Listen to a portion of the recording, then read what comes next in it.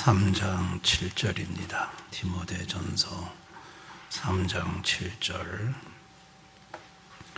못 찾은 분들은 프로젝트를 참고할 수 있기를 바랍니다. 다 같이 합독합니다. 또한 외인에게서도 선한 증거를 얻은 자라야 할지니 비방과 마귀의 올매에 빠질까 염려하라. 아멘. 오후에 오신 모든 분들, 또 영상으로 함께 하시는 모든 성도님들에게 하나님의 축복과 보호와 은혜와 평강이 함께 하시기를 축원합니다. 1999년에 온로비 사건이 있었습니다. 신동아 그룹 회장의 부인 이영자 권사님이 저기 대검찰청장 부인인 연정희 권사님하고 언론 앞에 두 권사님이 설에 섰습니다. 그때 이제 신동아 그룹 회장의 구명을 위해서 이제 부인이 나선 거죠. 그런데 그때 두 분이, 한 분은 두 분의 증언이 서로 반대가 됐어요. 근데 반대가 됐는데 저기 검찰총장 부인 연정희 권사님은 성경을 두고 맹세를 한다 이렇게 말을 했고, 또 이제 신동아 그룹 회장님은, 부인 권사님은 하나님의 이름으로 맹세를 한다 그랬습니다. 그런데 두 사람이 이게 서로 반대 의견이 충돌된 거예요. 그러다 보니까 국민들이 그걸 보고, 아니 성경과 하나님 이름이 다 나왔는데 그러면 둘 중에 한 사람이 거짓말하는 거 아니냐. 그래가지고 당시에 참 기독교의 이 위신이 한없이 바닥으로 추락을 했습니다. 저 사건 이후에 이제 언론이나 또 방송에 기독교인들이 나와서 하나님 이름, 성경 얘기 꺼내면 사람들이 그거를 이제 우습게 보는, 저게 시발점이 저 사건이 됐습니다. 그러니까 얼마나 참, 왜 두 권사님이 그냥, 또 거기서 권사님도 서로 불렀어요. 그냥 권사님도 이름 부르지 말고, 그 좋은 자리가 아닌데, 또 하나님 이름, 또 성경 이름을 왜 꺼냅니까? 그냥 조용히 사실을 가지고만 얘기했으면 참 좋을 뻔했는데, 여러분 오늘 성경은요 7절에 보면 또한 외인에게서도 선한 증거를 얻은 자라야 할지니 비방과 마귀의 올매에 빠질까 염려하라. 자, 교회 직분자가 되는 사람, 직분자가 될 사람들은 외인들, 교회 밖에 있는 사람들에게 선한 증거를 얻은 자라야 된다. 근데 선한 증거를 얻었다 이 말은 객관적으로 선한 삶을 살았다라는 사람들이 증명할 수 있는 구체적인 그 무엇이 있어야 한다는 말이에요. 저분은 저 삶을 보니까 예수 믿는 사람이 달라. 정말 다르네 하는 어떤 구체적인 삶이 있어야 한다는 거예요. 만약에 그러지 않으면 비방을 받는다는 거예요. 악한 삶을 살면 비방하죠. 여러분, 당시 초대교회 당시에 교회를 바라보는 시선은 매우 안 좋았어요. 그 당시가 이제 로마 박해 시대지 않습니까? 근데 로마 박해 시대 때 기독교가 지금 한참 이제 막 일어나는 시기였어요. 그러니까 기독교인 수가 그래 많지 않아요. 그런데 그들이 아주 교회를 악의적으로 비난하는 사람들이 있었어요. 이 사람들이 교회에서 성찬식 하는 걸 보고 영아를 살해해서 먹는다고 소문을 했어요. 아기를 살해해서 내 살과 내 피를 먹고 마셔야 된다 이 말을 가지고 저들이 뭔가를 먹는데 뭘 먹을까? 그 애기를 살해해가지고 먹는다. 이렇게 이제 소문을 냈고요.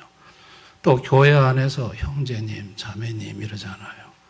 근데 이래 보니까 저것들이 그냥 다 형제 자매가 저렇게 얼굴을 맞대고 부부 행사하고 저거 근친상간에 아주 나쁜 집단이다. 이렇게 이제 악의적으로 소문을 냈어요. 그러다 보니까 교회에 다니는 사람이 직분자가 실수를 해버리면 그 악의적인 평판에 그야말로 불에다가 기름을 끼얹는 역할이 돼버려요. 그러니까 매우 안 좋은 거예요. 근데 실제 3세기 카르타고의 주교 키프리아누스의 그 글을 타락자들에 관하여라는 글이 있어요. 3세기에. 이분의 글을 보면요. 실제 교회 직분자, 특별히 감독들이 한 짓이 거기 나옵니다. 교회의 직분자인 일부 감독들이 교회 밖에 나가서 고리대금업으로 돈을 버는 일을 했고 부정적인 방법으로 제사를 증식했다고 기록하고 있어요. 그래서 사회에서 그들을 향해서 뭐라고 불렸냐면 사기꾼, 수탈자라고 불렀어요. 교회 직분자들이에요. 교회 직분자들이 나가서 고리대금업을 했다는 거예요. 고리대금업. 그리고 사기꾼들. 그래가지고 이제 로마 박해가 시작이 딱 되니까 이들이 제일 먼저 신앙을 버리고 떠났어요. 교회를 말로 없이 참 직분자가 어떻게 저렇게 할 수 있을까? 정말 교회를 부끄럽게 했고 수치스럽게 했습니다. 자, 이것이 이제 곧 마귀의 올무가 된다고 해요. 자, 이렇게 되면 이제 사람들이 아이고 저게 뭐 교회 직분자라는 게 저게 사기꾼이지 저게 뭐 이러면서 비방을 하면 그게 이제 마귀의 올무가 된다. 이 마귀의 올무가 된다는 말은 두 가지입니다. 내부적인 올무. 자, 그렇게 비방을 받는 직분자는 일단은 내 같은 인간이 직분자 자격이 있을까 하고 그냥 사역을 다 내려놓게 돼요. 또 한 가지는 반대 현상이 더 표독해져요. 학독해지고. 이게 내부의 마귀의 올무예요. 그 다음에 이제 외부의 올무가 있어요. 교회 밖에 외부 사람들이 그런 직분자를 보고 또 같은 교우들을 볼 때 다 똑같은 놈들이다. 그놈이 그놈들이지 하면서 다 교회를 비판해버리고 그리고 전도의 문을 막아버리는 거예요. 이게 이제 마귀가 쓰는 내부적으로도 파괴하고 외부적으로도 전도의 문을 닫아버리는 이게 이제 사단의 도친 거죠. 그 직분자들이 만약에 밖에서 참 이런 부도덕한 삶을 살았을 때 마귀는 그거를 이용한다는 것입니다. 그래서 초대 교회는 오늘 성경에 외부에서 선한 증거를 얻은 자를 이런 사람을 교회 직분자로 세워야 한다. 그래서 그 조건을 여기다가 제시를 한 겁니다. 여러분, 왜 인간은 선한 삶을 살지 못할까요? 이유가 뭘까요? 선하신 하나님과의 관계에 단절이 첫 번째 이유예요. 죄를 범함으로 선하신 하나님과 관계가 딱 끊어졌어요. 그러므로 인간은 선을 잃어버렸어요. 선의 기준을 잃어버렸어요. 그리고 선을 행할 능력을 상실했어요. 선을 행할 능력을 잃었다는 말의 의미가 뭘까요? 동기의 변질이에요. 선을 행하는 이유가 자기 이익, 자기 평판을 위해서예요. 동기가 변질됐죠. 하나님이 아니에요. 선을 행하는 목적이 자기 일을 높이기 위해서예요. 하나님은 영광을 위해서 하는 게 아니에요. 그러니까 선의 목적이 바뀌었고 그 다음에 기준이 미달돼요. 아무리 인간이 선을 많이 해도 하나님의 기준에 갖다 대면 아무것도 아니에요. 인간의 선은 누더기 옷에다가 세천 조각 몇 개 된 거에 불과하다고 성경은 말해요. 그러니까 인간이 뭐 아무리 자기가 선을 행한다 해도 하나님 보실 때는 누더기 옷에다가, 냄새나는 누더기 옷에다가 세천 조각 몇 개 붙인 거에 불과한 거죠. 하나님의 기준에 비교하면 인간의 선은 사실은 함양미달입니다. 근데 여러분, 짚은 자는 선한 증거가 있어야 한다고 하잖아요. 근데 선하신 하나님과의 관계가 단절됐고 선한 동기의 변질, 선한 동기의 목적도 바뀌었어요. 그러면 선을 행할 수가 없어요. 그래서 로마서 3장에 다 죄 아래 있고 선을 행하는 자가 없나니 하나도 없다고 말을 해요. 그러니까 선을 행할 능력이 없어요. 그런데 선을 행하는 증거가 있어야 된다고 그래요. 어떻게 그러면 없다고 해놓고 어떻게 선을 행할 증거를 마련할 수 있을까요? 그거는요, 선하신 예수 그리스도와 연합을 통해서만 가능해요. 그래서 성경에 돌감람나무가 창감람나무에 접붙임을 받아야 한다. 돌감람나무는 죄인인 인간을, 창감람나무는 선하신 예수님을. 그래서 돌감람나무가 창감람나무에게 접붙임을 당하면, 그러면 진액이, 창감람나무의 진액이 돌감람나무 가지로 흘러들어오는 거예요. 그것은 예수님의 선하심이 흘러들어오는 거예요. 그로 인해서 인간은 선을 행할 수가 있게 되는 거예요. 선을 행하는 것은 도덕 수양이 아니에요. 예수 그리스도와 연합입니다. 아멘. 그러면 예수님의 선하심에 대해 알아야 될 거 아니에요. 예수님은 어떤 분이시냐? 선하신 하나님이죠. 자, 예수님의 선하심은요, 악이 조금도 섞여 있지가 않아요. 예수님의 선하심에 만약에 악이 0.0001%도 섞여 있으면 그건 선하심이 아니에요. 그건 악함이에요. 예수님의 선하심은 악이 조금도 없어요. 예수님은 본질적 속성이 선하심이에요. 성부, 성자, 성령, 삼위 하나님이 한 본질로. 그 본질이 뭐냐? 선하심이에요. 성부도 선하시고 성령도 선하시고 성자 예수님도 선하세요. 그 본질, 속성이 선하심이에요. 그리고 불변이에요. 그 선하심이 시간이 가면 조금 변질되는 게 아니라 영원히 그 선하심이 변하지가 않아요. 변질되지 않는 불변의 선하심이에요. 존 칼빈은 그리스도 안에 모든 선한 것에 충만한 창고가 있다.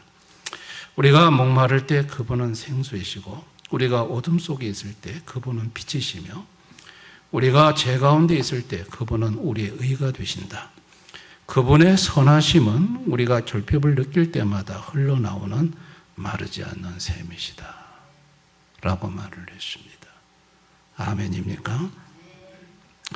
자, 예수님이 이 땅에 오셨죠. 오셨을 때 재물 많은 사람이 예수님한테 왔어요. 자, 마가복음 10장 17절 18절 한번 다 같이 읽어봅시다. 시작. 예수께서 길에 나가실새 한 사람이 달려와서 꿇어앉아 묻자오되 선한 선생님이여 내가 무엇을 하여야 영생을 얻으릴까? 예수께서 이르시되 내가 어찌하여 나를 선하다 일컫느냐? 하나님 한 분 외에는 선한 이가 없느니라. 자, 예수님 보고 선한 선생님 그랬죠. 네, 왜 나를 선하다고 하느냐? 하나님 한 분 외에는 선한 이가 없다. 예수님 자신의 선함을 부정한 게 아니고 저 사람이 예수님을 하나님으로 생각 안 하고 지금 그러는 거예요. 네, 선의 근거가 사람이 아니라 하나님이심을 예수님이 천명을 하는 겁니다. 근데 당시에 종교인들은, 종교 지도자나 이런 사람들은 선의 근거를 하나님에 두지 않았어요. 자기의 행위에다가 선의 근거를 뒀어요. 자, 그들이 선의 근거를 두었던 행위가 뭐였냐면 철저한 11조였어요. 철저한 11조. 그래서 박하와 해양의 근처까지 사상고까지 철저하게 11조를 드렸어요. 그게 철저한 11조가 자기 선함의 하나의 리스트였고요. 또 하나가 공적인 금식과 기도였어요. 금식과 기도를 통해 내가 선하다. 또 하나가 부정으로부터 격리입니다. 죄인, 세리, 창녀, 병자들과 함께 밥도 안 먹었어요. 그래서 부정으로부터 격리가 자기가 선하다는 선함의 근거로 삼았어요. 그리고 장로들의 전통 전속, 장로들이 복잡하게 만들었죠. 그 내려오는. 근데 그걸 지키는 것이 선하다고 생각을 했어요. 근데 예수님의 평가는 모두 악하다고 했어요. 자기들은 이제 그런 걸 하면서 스스로 선하다고 생각했는데 예수님의 평가는 악하다고 그랬어요. 악하다. 왜 악하다고 했을까요? 동기의 변질. 자, 그들의 동기는 하나님이 아니고 자기를 위해서 간 거예요. 그리고 형식만 남았어요. 본질을 버렸어요. 더 나은 믿음, 긍휼, 사랑은 버렸다 그랬어요. 본질을 버리고 형식. 그리고 자기 의로 은혜를 막았어요. 자, 선하심이 예수로부터 흘러 이래 들어와야 되는데 자기 의를 붙잡음으로 그 선하심에 들어오는 흐름을 막아 차단시켜 버렸어요. 그래서 자기도 선하지 못하고 남도 선하지 못하게 하고 자기도 천국 못 가게 하고 다른 사람도 천국 못 가게 했어요. 그리고 외식. 겉으로는 선하게 보이지만 속에는 악독이 가득했어요. 예수님 기준에서 볼 때 가장 큰 악은 눈에 보이는 죄가 아니라 선으로 포장된 교만이었어요. 여러분, 예수님은 이런 걸 보시고 예수님이 선하게 만드는 방법은 그런 11조나 금식이나 이런 데 근거를 두지 않고 예수님은 십자가로 가셨어요. 그리고 십자가에서 예수님은 죽으셨고 부활하셨어요. 그리고 악함을 십자가에 자기와 함께 죽음으로 해결하고 부활로 하나님에 대하여 다시 선한 존재로 살아나게 하셨어요. 이게 예수님이 썼던 방법입니다. 그래서 예수님과 연결을 시켜서 예수의 선하심이 전가가 되고 예수의 선하심이 흘러 들어가게 해서 그래서 선하지 않는 인간을 선하게 만드는 방법을 예수님이 사용하셨던 것입니다. 여러분, 직분이라는 게 뭘까요? 직분이라는 것은 선한 일을 사모하는 거고 선한 일을 하려고 하는 자예요. 그리고 선한 증거가 있는 사람이 바로 직분의 자격이 있는 사람입니다. 근데 예수님은 선한 증거는 나를 떠나서는 안 된다고 천명하셨어요. 자, 요한복음 15장 5절 다 같이 한번 읽어봅니다. 시작. 나를 떠나서는 너희가 아무것도 할 수 없다. 나를 떠나서는 너희들이 선의 열매를 맺을 수 없다. 또 빌립보서 2장 13절 다 같이 시작. 너희 안에서 행하신 이는 하나님이시니 자기의 기쁘신 뜻을 위하여 너희에게 소원을 두고 행하게 하시니. 자, 우리 속에, 우리 마음속에 선한 소원을 일으키는 분이 누구냐? 예수님이야. 선의 출처가 누구냐? 네가 아니라는 거예요. 예수님이 선의 출처라는 거예요. 그러면서 에베소 2장 10절 다 같이 시작. 우리는 그가 만드신 바라 그리스도 예수 안에서 선한 일을 위하여 지으심을 받은 자니. 재창조. 선을 위해서 재창조한다는 거예요. 그러니까 이 선에 관련된 전부가 누구로부터? 자기 자신으로부터가 아니에요. 전부 다 선하신 예수와 연결이 되어 있어요. 아멘. 그러니까 하나님 아버지가 악한 인간을 선한 인간으로 바꾸는 방법은 아들 예수를 보내서 예수와 연합이 되게 해서 예수로부터 모든 선함의 출처, 선함의 소원, 선함을 위해서 재창조, 그래서 선한 증거를 행할 수 있는 사람으로 만드시고자 하신 것이, 이게 하나님 아버지가 아들 예수를 보내서 이루신 것입니다. 할렐루야. 그러면 초대교회에서 직분자를 세울 때 이제 선한 외적 증거를 제시했잖아요. 그리고 그런 사람들을 세웠어요. 초대교회는. 자, 그 결과, 자, 우리 기록된 글들을 보면 AD 112년경에 플리니우스의 보고서가 있어요. 비투니아 총독인데 플리니우스라는 사람은 로마 트라야누스 황제에게 다음과 같은 편지를 보냈어요. 기독교인에 대해서 조사를 한 거예요. 그리고 그 글이 지금 남아 있어요. 자, 어떻게 로마 황제에게 보고를 했냐면, 그들은 정해진 날 동트기 전에 모여 그리스도를 신으로 찬양하는 노래를 부르며 도둑질, 강도질, 간음을 하지 않으며 약속을 어기지 않고 맡긴 물건을 발뺌하지 않겠다고 스스로 맹세합니다. 이게 한 총독이 황제에게 보고하는 내용이에요. 도덕적으로 흠이 없다는 얘기예요. 그리고 아르스티데스의 변정서 AD 125년 하드리 아누스 황제에게 보낸 글인데요. 그 기록에 이렇게 기록되어 있습니다. 그들은 서로 사랑합니다. 과부를 외면하지 않고 고아를 학대하는 자로부터 구해냅니다. 가진 것이 있는 자는 없는 자에게 아낌없이 줍니다. 나그네를 보면 자기 집으로 초대하여 마치 친형제처럼 기뻐합니다. 초대교회 사람들은 이렇게 살았다는 거예요. 이게 지금 신자가 기록한 게 아니에요. 기독교인을 정탐하고 조사한 사람들이 기록한 거예요. 그리고 AD 250년경에 역병 속에서 선한 증거를 키프리아누스 역병이 돌 때예요. 알렉산드리아 감독 디오니시우스의 기록에 따르면 도시 전체가 전염병이 돌 때, 그때 믿지 않는 자들은 자기 가족을 이제 내다버렸대요. 근데 교회 직분자들, 성도들은 죽음을 무릅쓰고 나가서 버려진 가족들을 돌봤다는 거예요. 그래서 이렇게 기록이 되어 있습니다. 그들은 자신들의 목숨을 돌보지 않고 타인을 돌보다가 함께 죽어갔다. 이 희생적인 모습은 로마인들에게 형언할 수 없는 충격을 주었다라고 기록을 하고 있습니다. 그러니까 초대교회 성도들은요, 누가 봐도 교회 직분자들과 성도들의 삶은 외부의 사람들이 볼 때 너무나도 모범적이고 선한 증거의 삶이 분명했었어요.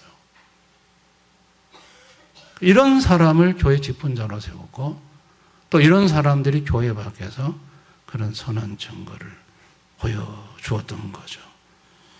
그래서 로마 정부도 포기한 가난한 자와 병든 자를 교회가 나서서 돌봤고, 또 그것을 인해 많은 사람들의 마음이 교회로 쏠렸습니다. 그리고 그 당시에 남편의 매도와 어린 영아를 갖다 버리는 유기가 성행될 때, 그때 기독교인들은 정결한 일부 일처의 삶을 사는 걸 보고 로마의 이 높은 지위에 있는 귀족 부인들이 기독교에 대해서 너무 매력을 느꼈어요. 자기 남편들은 바람 피고 난리인데 너무 기독교인들은 생활이 반듯하고, 그래서 그 부인들이, 귀부인들이 교회 안으로 들어오기 시작을 한 거예요. 근데 귀부인들이 교회 안에 들어오니까 우리나라도 우리 할머니가 믿으면 온 집안이 다 믿은 것처럼, 그래서 로마 집에 이 믿는 역사가 일어난 거예요. 그리고 박해를 받는 기독교인들이 박해를 받으면서 자기를 박해하는 자들을 위해서 축복 기도를 하는 거예요. 그런데 이것을 들었던 사람들이 소문을 내기 시작한 거예요. 그러다 보니까 박해하던 사람들이 양심이 찢긴 거예요. 우리는 저들을 박해하고 괴롭히는데 저들은 우리를 위해서 기도해? 그러면서 박해의 텐션이 약해진 거예요. 자, 이들이 받았던 축복은요, 세상 사람들이 받는 보상차원하고 달랐어요. 강력한 영적 권위가 왔어요. 그래서 황제의 말보다 차라리 기독교인의 말들이 더 가치가 있는, 그만큼 사회에서 기독교인들의 주어진 권위가 컸었고요. 그 다음에 박해 속에서도 정말 진정으로 서로를 이해하는 가족애가 있었어요. 그래서 외롭지가 않았어요. 그 로마 시대, 타락한 시대에 전부 다 자기 팔 자기 흔들고 외로운 고독 사회에서 기독교인들의 이 신앙적 가족애는 참으로 로마인들에겐 부러움의 대상이 되었습니다.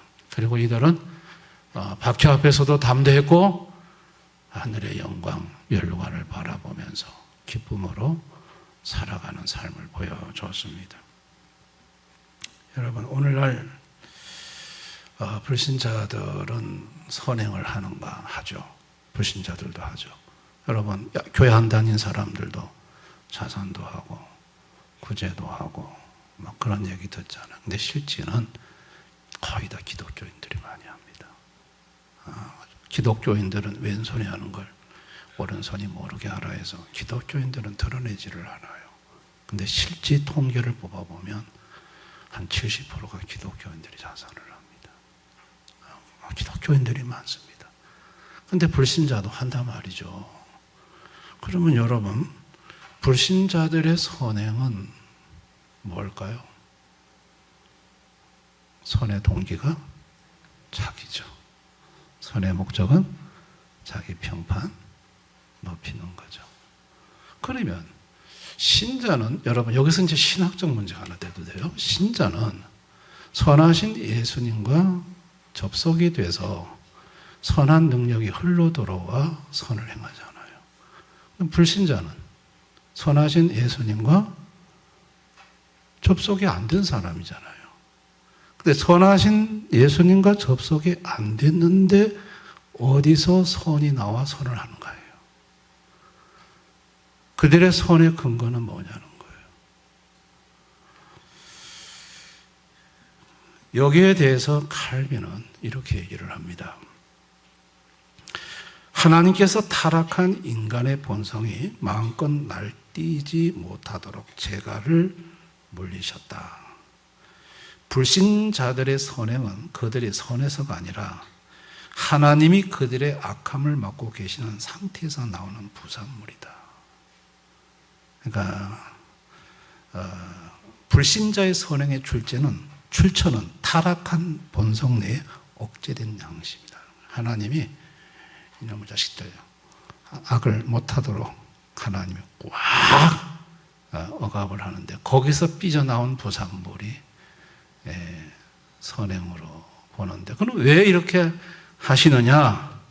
세상 보존이라는 거예요. 택한 백성들이 이 세상에서 좀 편안하게 살도록. 그래서 세상 보존을 위해서 하나님이 그렇게 하시고, 두 번째는 심판의 근거. 그런 가운데 그들이 선함을 보면서 심판 때 선을 몰랐다 말하는 핑계를 하지 않도록. 그렇게 해서 불신자들의 선에 대해서는 신학적으로 이렇게 이해를 하시면 됩니다. 아멘. 신자의 선함과 달라요. 불신자들의 선행은. 근데 성도는 누구냐? 성도는 외인들에게 선한 증거를 받는 사람인데 그 선함이 누구로부터 온 거냐? 성도 자신에게부터 나온 거냐? 아니라는 거예요. 선하신 예수, 그 예수님을 구주로 영접해서 그 예수와 연결이 돼요. 예수님으로부터 선한 능력이 흘러 들어와 그 선함의 열매가 나타나고, 그게 바로 성도들이 세상 속에서 선한 증거를 얻는 것이라는 거예요. 그래서 성도는 선함의 동기가 뭐냐? 이게 자격이 아니고 주님으로부터 온 거기 때문에 자기를 드러내는 게 아니고 선함의 출처이신 예수님을 드러내고 자기 영광이 아니라 예수님 영광을 위해 선을 행하는 것입니다. 아멘. 아멘. 저는 이제 이 점에 대해서 분명한 경험이 있습니다. 분명한 체험이 있습니다. 선함은 하나님으로부터 온다는 것을 저는 분명하게 경험을 했습니다. 그게 저는 섬 사람들에게 똥을 퍼주는 거, 화장실 퍼주는 거. 야, 이건 제 생애에 있을 수 없는 일입니다. 왜 내가 남의 집에 똥 퍼줍니까? 목사가 무슨 똥 퍼주러 섬에 갔습니까? 그런데, 야, 똥 푸는 할아버지, 한 6개월 안 들어오셨어요. 돌아가셨는가 봐. 집집마다요, 제가 섬에는 수세시였거든요. 어디 오물 공장이 없으니까 전부 퍼가지고 산비탈에 갖다가 버리는데, 제가 지나가 보면요, 집집마다 전부 다 아구까지 다 찼어. 찰랑찰랑 꽃 있으면 넘쳐. 집집마다. 섬 사람들 모여가지고 전부 다 이 화장실 어떻게 하노? 다 걱정해요. 근데 저는 걱정 없어요. 제가 똥장군 져서 교회 건 제가 다 퍼고 날랐는데 집집마다 막 다들 이 똥 푸는 문제가 걱정해요. 그런데 새벽에 주님이 내가 너를 위해서 십자가에 못 박아 죽은 거 알지? 하고 물으셨어요. 그때 눈물이 확 쏟아지더라고요. 주님 알죠? 주님이 나를 위해서 십자가에서 죽어주신 은혜 제가 압니다. 그 다음 물음이 이거였어요. 네가 나를 위해 이런 일을 해줄 수 있겠니? 그래서 주님 무엇이든 말씀하십시오 하겠습니다. 그랬더니 마을 사람 똥 퍼줘라 그러시더라고요. 내가 이 마을 사람들 어떻게 내가 화장실 퍼주지?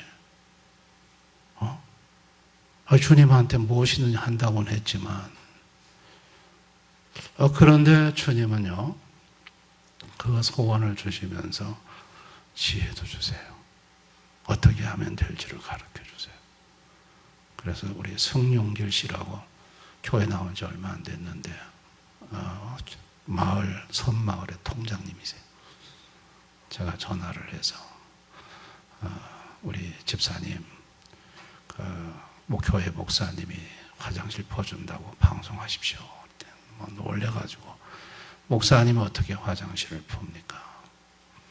그때 여러분 지금 그런 펌프가 있는지 모르겠는데 한 30년 전에 우리 화장실 변기 좁은 데다가 이렇게 들어가는 수중 펌프가 있어요. 이렇게 길쭉하게 생겼는데 그걸 집어넣고 전기를 꼽으면 그 밑에서 빨아들여서 한 50mm 혹한으로 이렇게 벌리는 거예요.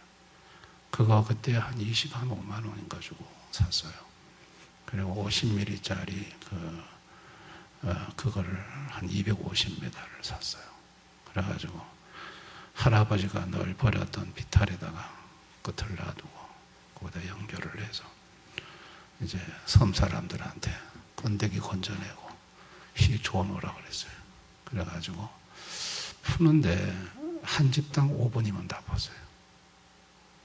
순식간에 너댓집을 퍼져요. 그리고 그 호스에는 2집기 들어가고 3집기 가야 그게 끝에서 나와요. 마지막은 바닷물에 집어넣으면 안에가 다 밀어내서 푸는 원리예요. 그런데 제가 한번 말씀드렸죠. 그 황재원 씨 가정. 밑에 건덕지가 3년째 쌓여 있는데 얘 오줌이 다 빠지고 건더기만 딱 쌓여가지고 집어넣자마자 맥히면요 전기를 꺼야 되고 전기 꺼면 2집 혹이 역류해서 나와요. 제 이 발 완전히 다 덮어요. 그리고 손으로 그 3년 썩은 그거 손으로 빼야 돼. 그리고 다시 꼽아야 돼.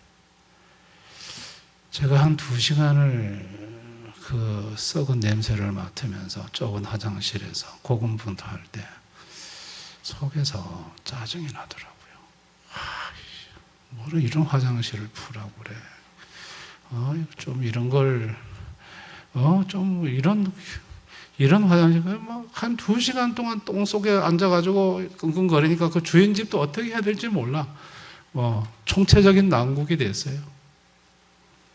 여러분, 그럴 때 마음이 막 속상하고 힘들 때 저는 주님의 음성을 그곳에서 들었어요. 분명한 주님의 음성이었어요. 네 똥보다 더 더러운 것은 네 마음이니라 그러시더라고요. 갑자기요, 그 화장실에서 울었어요. 그렇습니다, 주님. 이 3년 된 똥보다 더 더러운 게 제 마음입니다. 갑자기 은혜가 쏟아져 가지고 불평이고 원망이고 다 없어졌어요. 그리고 그걸 다 폈어요. 시간이 걸렸지만. 보세요. 저는 화장실을 풀 만한 그게 안 돼요. 근데 기도 중에 그걸 풀 수 있는 소원을 누가 주셨어요?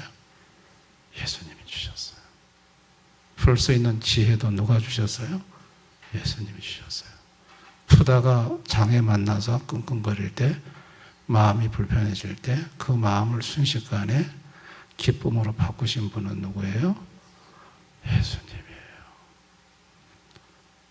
예수 믿는 사람의 선한 능력은 자기 게 아니에요. 예수님으로부터 와지는 거예요. 아멘. 예수님이 강경하시는 거예요. 그래서 예수님한테 붙어 있어야 돼요. 안 그러면 선을 행할 수가 없어요. 그걸 성경이 말하는 거예요. 아멘입니까? 나는 그동안 선을 행하며 살았는가? 나는 정말 외인으로부터 선한 증거가 있는가? 제가 그 화장실을 하나님 푸게 하신 이유는 1992년 10월 28일 다미성교회 이장님 씨가 가짜 부활 사건, 온 국민 난리 났죠. 저는 우리 섬 사람들도 교회한테 등 돌릴까 봐 겁이 났어요. 근데 섬 사람들이 하나도 흔들리지 않더라고요. 우리 섬에 있는 교회는 다르다. 그래서 그 교회가 화장실 퍼주는 바람에 섬 사람들이 그 이장님 씨 거기에 교회가 비평을 안 듣고 원회 가운데 넘어갔습니다. 할렐루야. 나는 정말 선한 증거가 있는가? 제가 질문보다 더 이걸 확실하게 자기 자신을 돌아보는 방법이 없어요. 자, 한번 신뢰 부분을 한번 봅시다. 자, 한번 여러분이 저 글을 보면서 한번 여러분 자신에게 한번 체크해 보세요. 복음을 모르는 이웃이 나에게 소중한 물건이나 비밀을 믿고 맡길 수 있을 만큼 정직한 삶을 살고 있는가? 내가 한번 자신에게 물어보세요. 공익, 교회 공동체 이익과 사회 전체 유익이 충돌할 때 이기적이지 않고 희생적인 대안을 제시하는 자인가? 사랑 제일 뒤처럼 하면 안 돼요. 어떻게 그렇게 아파트 단지에 500매덕을 달라 했다가 또 안 되니까 아파트도 얹어 달라 했다가 세상 사람들이 다 욕을 해요. 교회 욕을 해요. 이런 부분에 있어서 내가 바르게 행동을 하는가? 한번 돌아보라는 얘기죠. 품격. 그리스도인에게 앞서 한 명의 시민으로 상식적이고 예의 바르며 매너 있는 태도를 견지하고 있는가? 정말 세상에 살아가면서 정말 품격 있는 행동을 하는가예요. 언행이에요. 식당 운전 중 혹은 일상적인 상거래 속에서 만나는 이름 모를 이들에게도 존중의 태도를 잃지 않는가? 정말 밖에 사람들한테 존중하는가? 운전하다가 막 욕하지 않습니까? 그러면 안 돼요. 정말 이런 모습이 있는가? 그 다음에 일치입니다. 강단에서 선포되는 선함의 기준이 나의 은밀한 골방과 가정생활 속에서도 동일하게 작동하고 있는가? 가정에서도 교회에서나 다를 바가 없는가라는 거예요. 교회에서는 천사인데 가정에 가서는 악마가 되는 경우가 있어요. 그거 안 돼요. 동기, 내가 행하는 선한 일들이 사람들의 칭찬을 위한 연출인가? 아니면 주님을 향한 사랑의 반응인가? 그러니까 사람들에게 칭찬받기 위해서 연기하는 거죠. 또 겸손, 누군가 나를 정당하게 비판하거나 비방할 때 즉각적으로 분노하기보다 먼저 하나님 앞에서 자신을 돌아보는 여유가 있는가? 이 부분. 분별, 나의 말과 행동이 공동체 안에 화평을 가져오는가? 아니면 은근한 분열과 비방의 씨앗을 뿌리고 있는가? 그리고 점검해 봐야 돼요. 교회 안에 화평을 가져오는가? 아니면 은근한 분열과 비방의 씨앗을 뿌리고 있는가? 이런 점. 그 다음에 언어의 독입니다. 비판이라는 명목하에 타인을 깎아내리거나 사실이 확인되지 않는 말을 옮겨 성도들의 마음을 어지럽히지는 않은가. 그 사실이 확인되지 않는 말인데 그거를 옮기는 거예요. 안 돼요. 안 돼요. 아멘. 본인한테 물어봐야지. 확인해 봐야지. 근데 확인하지도 않고 확인되지 않는 말인데 그걸 그냥 뭐 사시는 것처럼 막 얘기를 해버리는 거예요. 근데 나중에 시간 지나서 그거 사실이 아니었다는 게 밝혀질 때가 와요. 그럼 그렇게 말한 사람도 참 못 적잖아요. 또 그 말을 들었던 사람들은 야, 그 사람 말 더 이상 신뢰할 수가 없겠네. 그런 생각을 몇 번 경험해 보면 그런 생각 안 하겠어요. 또 영적 교만입니다. 나는 선을 행하고 있다는 확신이 오히려 타인을 정죄하는 무기가 되어 예수님이 계시할 자리에 내가 앉아있지는 않은가. 그 몇 가지 이제 다른 사람이 볼 때 인정할 만한 행동을 했어요. 근데 그것이 그냥 권리가 되어버렸어요. 그 자리에 그걸 가지고 온 데를 난도질을 다 해요. 그건 안 돼요. 안 돼요. 아멘. 그러면 안 되죠. 자신이 행한 선한 몇 가지 일 가지고 그렇지 않은 모든 것을 잘못됐다고 부정하고 비판하는 거는 그거는 정말 굉장히 잘못된 행동이죠. 또 무너뜨림, 나의 사소한 부주의, 돈 문제, 명예 문제, 이성 문제가 실족한 영혼을 만들고 교회의 문턱을 높이는 고치는 돌이 되고 있지는 않은지. 돈 문제, 성도 간의 돈거래 문제, 이성 문제, 이런 문제가 혹시 교회를 어렵게 하고 있지는 않은지 이것도 한번 돌아봐야 되고요. 주권이요. 지금 이 순간에도 내가 하려고 애쓰고 있는가? 아니면 철저히 내 안에 예수님이 하시도록 그분께 주권을 내어드리고 있는가? 신앙생활에 있어서 가장 힘든 게 뭔 줄 아세요? 가만히 있는 거예요. 저는 그래요.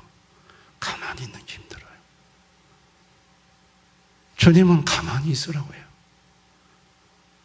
두려워하지 말고 너희는 가만히 있어.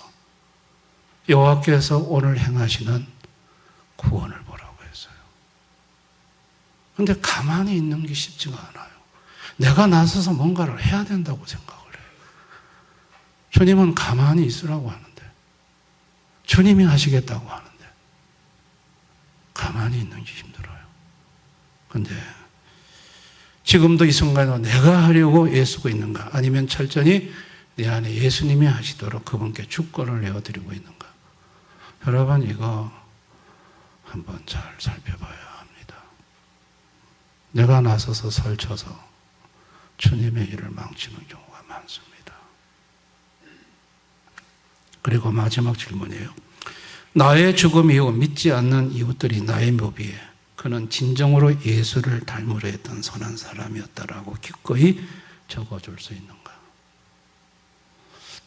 제가 몇 가지 질문을 던졌습니다. 이런 질문을 가지고 나는 과연 가정 안에서, 교회 안에서, 또 교회 밖에서 사람들에게 선한 증거를 얻는 사람인지, 아니면 그 반대의 삶을 사는 사람인지 자신을 한번 진단해 볼 수 있다는 얘기죠. 그러면 어떻게 하면 될까요? 나는 아무리 봐도 나는 선한 증거를 얻을 만한 그릇이 못 돼요. 어떻게 하면 될까요? 예수님 붙잡는 길밖에 없어요. 아멘.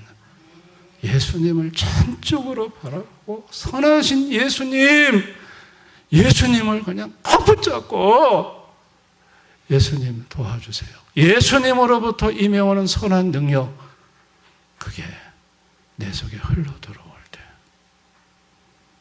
여러분, 예수님의 은혜로 선한 말도 할 수 있고 선한 행동을 할 수 있고 선한 열매도 맺을 수 있습니다. 아멘. 직분자의 자격은 뭘까요? 예수님에게 붙어 있냐가 중요한 거예요. 참 예수님에게 꼭 붙어 있어서 예수님으로부터 선한 능력을 계속해서 공급받는 자인가? 여러분, 그것이 있다면 자격이 있습니다. 아멘. 외인들에게 선한 증거를 받는 자라는 건 다시 말해서 선하신 예수님에게 꼭 붙어 있는 자라는 거예요. 그런 자가 자격이 있다는 거예요. 근데 예수님한테 붙어 있지 않고 그냥 자기가 선의 모든 것을 주고 주도할 수 있다고 생각하는 그 사람은 선한 열매가 맺히지 않고 오히려 악한 열매가 맺힙니다. 우리 인간은 그 누구도 스스로 선한 열매를 맺을 수가 없습니다. 아멘. 이거 인정하셔야 됩니다. 예수님에게 멀어지면 어떤 인간도 악한 인간이 될 수밖에 없습니다. 저 여러분, 예수님 늘 붙들어서 가정에서든 교회 밖에서든 교회 안에서든 선한 증거를 얻는, 그래서 그런 사람이 되어서 하나님 보실 때 너무 기쁘고, 그래서 하나님이 막 축복을 쏟아봐 주고 싶고, 그런 사람에게는 하나님이 지경을 막 넓히시고 하나님이 막 역사를 하십니다. 그런 축복의 인생 다 되실 수 있기를 주님의 이름으로 축원합니다. 기도하겠습니다. 우리 한번 오늘 말씀을 생각하면서 참 신앙생활 한다는 게 정말 나를 사람들이 뭐라고 평가하는지, 아니 교회 안에서 사람들이 나를 어떤 사람이라고 보고 있는지, 교회 밖에서는 나를 사람들이 어떻게 나를 생각하는지, 정말 주님 앞에 내가 선한 외인으로부터 증거를 얻은 삶을 살았노라고 정말 내가 자신 있게 말할 수 있는 자인지, 참 엉망으로 살면서 그래도 주님 앞에 내가 선하게 살았노라고 고개를 드는 교만한 자가 아닌지, 주님이 나를 볼 때 맨날 근심하시고 한숨 푹푹 쉬는데 주님의 마음을 아프게 하면서도 웃고 있는 자는 아닌지 한번 우리 자신을 냉정하게 돌아보십시다. 그리고 주님 앞에 기도합시다. 나는 죄인입니다. 주님이 없이는 나는 선한 행동을 할 수가 없는 자입니다. 선하신 주의 능력을 내게 부어주십시오. 공급해 주십시오. 우리 기도했으면 좋겠습니다. 우리 다 같이 기도하겠습니다. 아버지,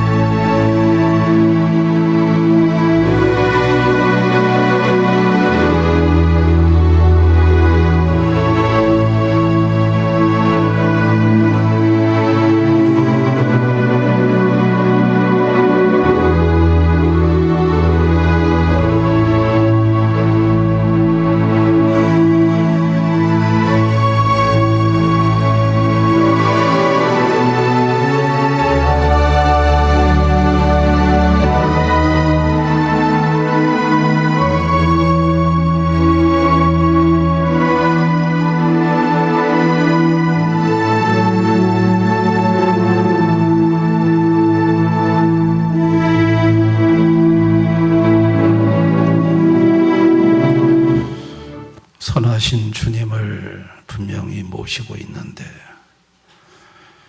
맺히는 열매는 악한 열매일 때가 많습니다.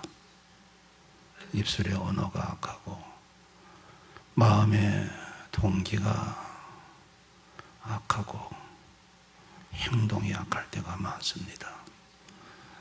무엇이 문제입니까? 주여, 선하신 예수님과의 나와의 관계가 상당히 문제가 있다는 것을 발견합니다. 우리는 다 무능한 자입니다. 죄인입니다. 선하신 예수님과 연결이 안 되면 악해질 수밖에 없는 죄인들입니다. 주님, 선하신 예수님, 항상 예수님 붙잡고 살게 해주시기를 원합니다. 나를 떠나서는 너희가 아무것도 할 수가 없다고 하셨습니다. 가지가 포도나무에 붙어 있듯이 너희가 내게 붙어 있어야 저절로 선한 열매를 맺는다고 하셨습니다. 중요한 것은 예수님에게 붙어 있는 것입니다. 예수님에게 잘 붙어 있는 자들을 아버지 4월에 교회 직분자로 세워주시기를 원합니다.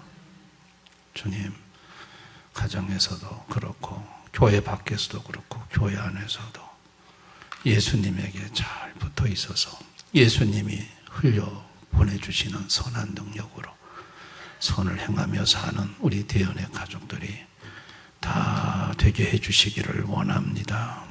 예수님 이름으로 기도드리옵나이다.